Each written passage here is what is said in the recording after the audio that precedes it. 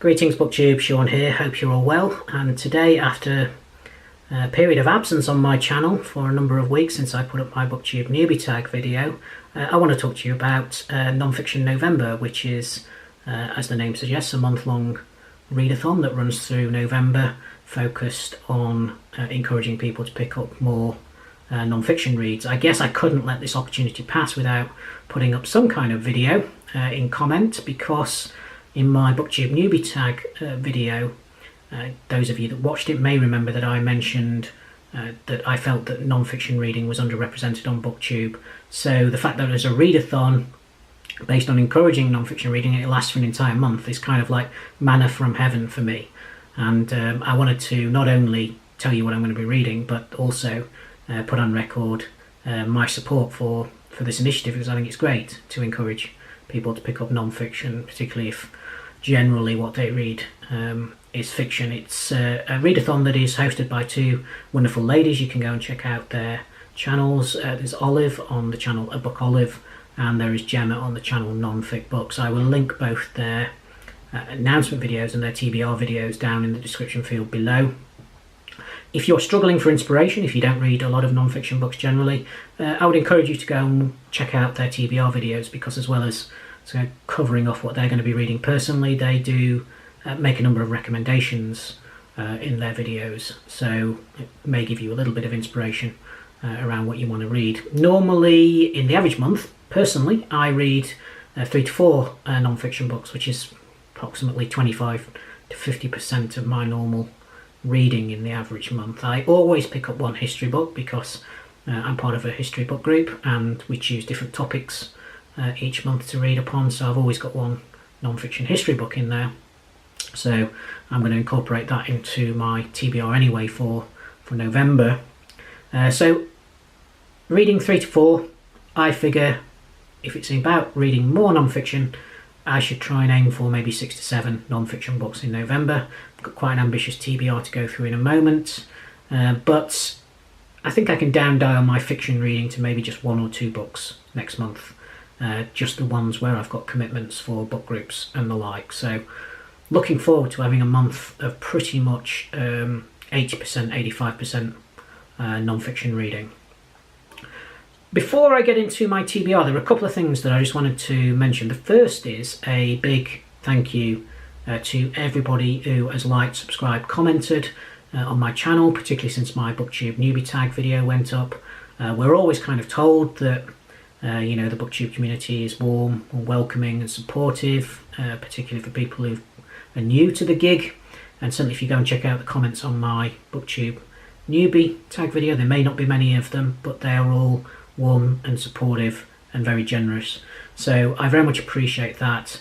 It is important for small channels starting out that you at least have some sense that people are out there appreciating your content and are interacting with you. You don't need many people, but I think as a way of encouraging people to continue, it's critical that you get that kind of feedback and interaction. So very much appreciate that. Thank you very much, and I look forward to interacting with you on an ongoing basis on future videos, provided I can get some uploaded.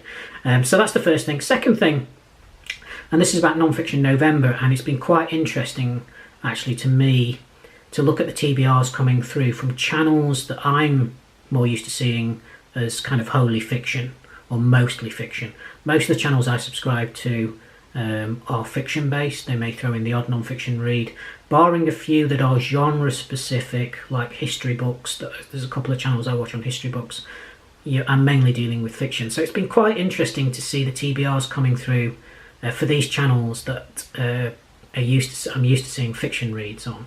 And the first thing is just the sort of scale of the topics and the range of the topics that are coming out. The second thing is how they are kind of indicative of a person's personality and passions and even politics at times, in a way that a fiction TBR perhaps isn't. And I think that's been quite illuminating in some ways and welcome. And the third thing is the sort of number of books that people are putting on their TBR, which kind of suggests to me that maybe we are all guilty of stacking up these great non-fiction reads. And as the year progresses and these kind of hot, sexy kind of fiction books come out, the new releases in the fiction world tend to push our non-fiction reads down the agenda. And maybe one thing that we should all aim to do after non-fiction November is to try and make sure that non-fiction reads remain, even if it's in some small way, in our schedule on an ongoing basis and not just in the month of November. So I don't know whether anybody else has noticed these things about the TBRs, but it's certainly been illuminating to me. And if you go and have a look at the Goodreads group, where people are publishing their TBRs at the moment, I thought mine was ambitious, but some people have got a big November planned in terms of the amount of reading that they're doing. So good luck to them, and good luck to everybody else with their TBRs. And without further ado, let's get into mine. So, as I said, there are 4 prompts. You don't have to do any of these prompts if you don't want, and they are so generic that you can make them fit pretty much anything. So for the prompt home, I'm going to be reading a book that I've got on my Kindle. It's called The Law of Greatness, and it's by Anthony Barnett. So Anthony Barnett is a political commentator here in the UK on the left. And this book is written in response to the election of Donald Trump and principally, I guess, to the Brexit referendum result. And it is kind of analysis of what led to those two events and the commonality between them. I've always found Barnett to be a particularly astute political commentator, so I'm looking forward to his deconstruction of the underlying reasons behind both the rise of Trump and Brexit. The other reason I wanted to do this book in particular is I finished Ali Smith's book Autumn last month, which was sort of slated as the first kind of fiction Brexit book, and I would like to in the next few months do a series on my channel, a mixture of fiction and non-fiction about Brexit books. So I've got a number of reads planned, some of them linked more directly to Brexit, like The Law of Greatness is. Others maybe slightly more tangentially, but kind of link in. So that's something I'm looking to pull together, and this book, The Law of Greatness, not only fits the prompt home, but fits with those plans that I've got for my channel.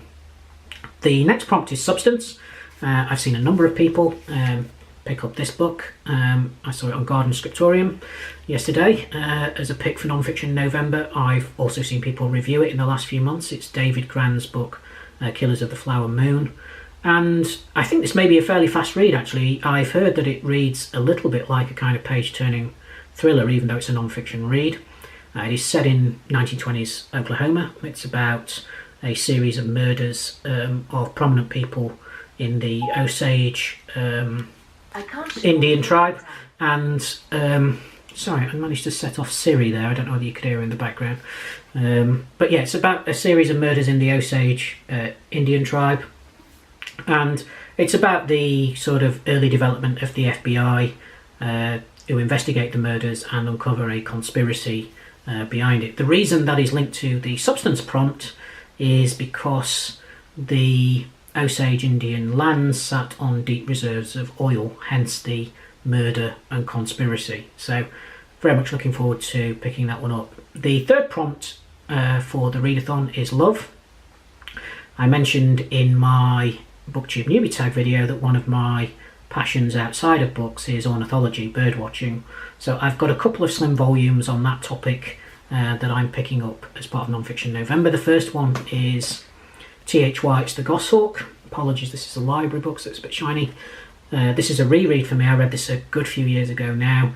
It is a book that is set, I think it was written in the 1930s, and it is about the author T.H. White's attempts to train a goshawk, which is a bird that is known in falconry circles to be particularly difficult to train, and T.H. White went about this trying to use traditional falconry methods rather than what were then in the 1930s, 40s sort of contemporary methods of training a goshawk. If this sounds familiar, it will perhaps, for those of you that haven't read T.H. White, will put you in mind of this one, H is for Hawk, which won the Costa Prize in 2014 by Helen Macdonald. To my eternal shame, as somebody who reads quite a bit of nature writing, I've had this on my shelf since then and I've not got around to reading it. And the reason I wanted to read the T.H. White book, The Goshawk, is because it's very much kind of, I guess, the spiritual antecedent for Ellen MacDonald's book, H is for Hawk.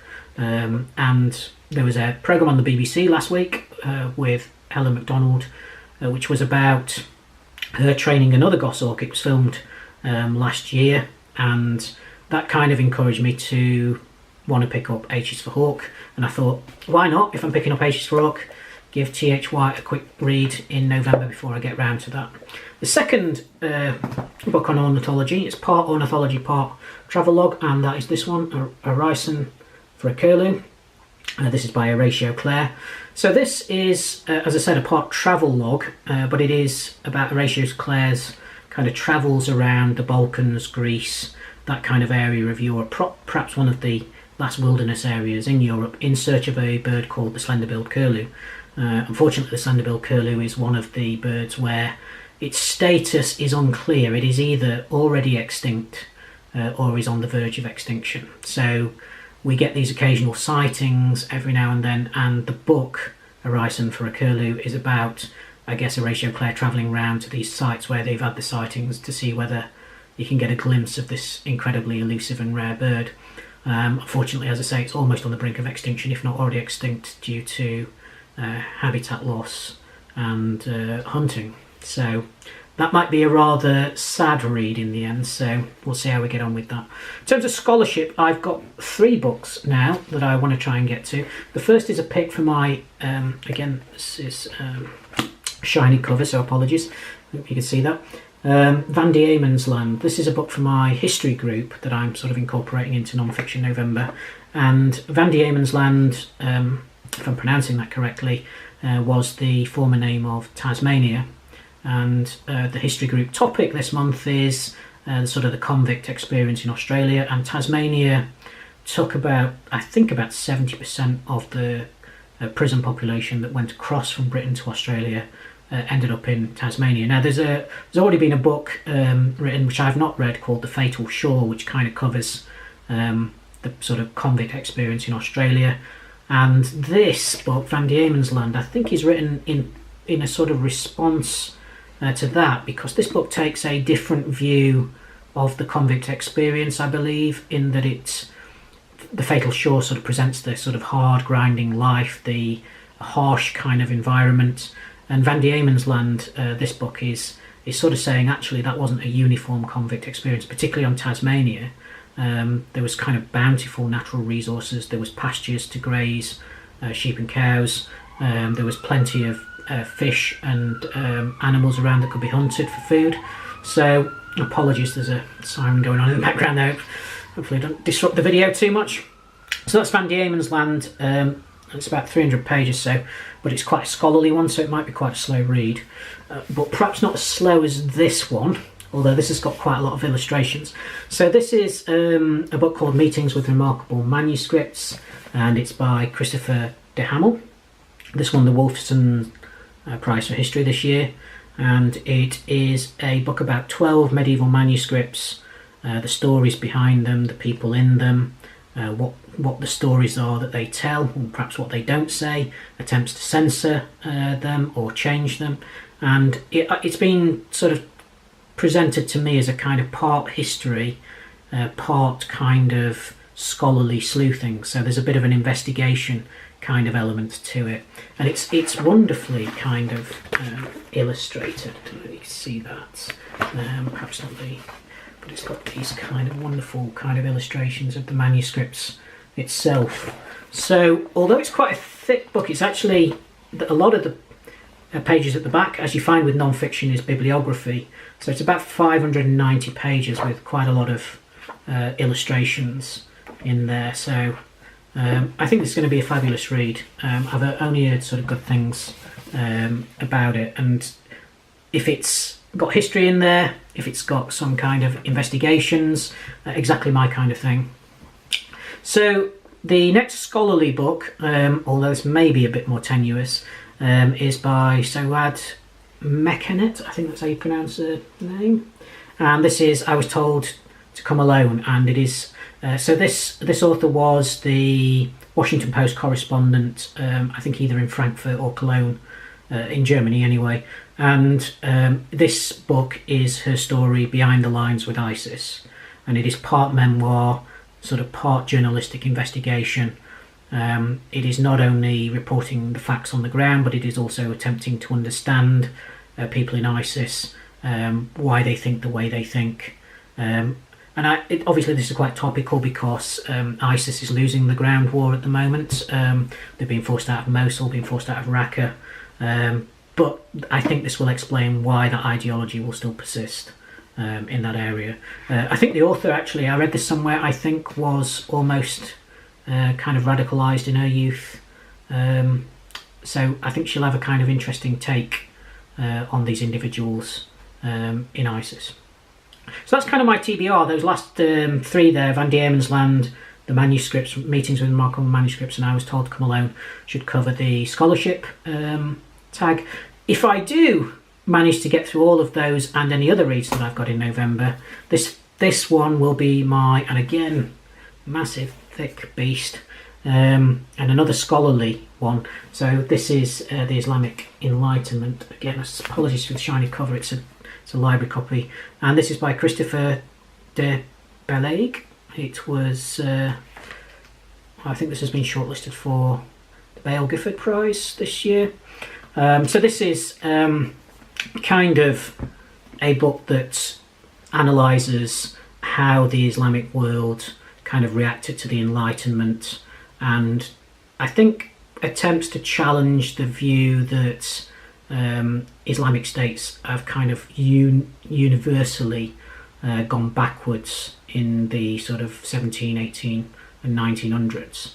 So it kind of covers some of the reforms, even quite progressive reforms that have been brought in certain Islamic countries. So I think it's trying to present a more balanced view of kind of progress in the Islamic world, if you like, in the last sort of 200 or 300 years. So I've got that one out from the library. Whether I'll actually get to that one, I don't know. So that's kind of my TBR. I'm sorry that's run on for quite a bit. We're already at 17 minutes. So I'm going to call it there. I hope if you're not already involved in Non-Fiction November, you consider getting involved. You only need to read one non-fiction book. I wish you all the best for those of you that are taking part with your TBRs. And other than that, take care, and if you like this video, please subscribe and comment below. Thank you.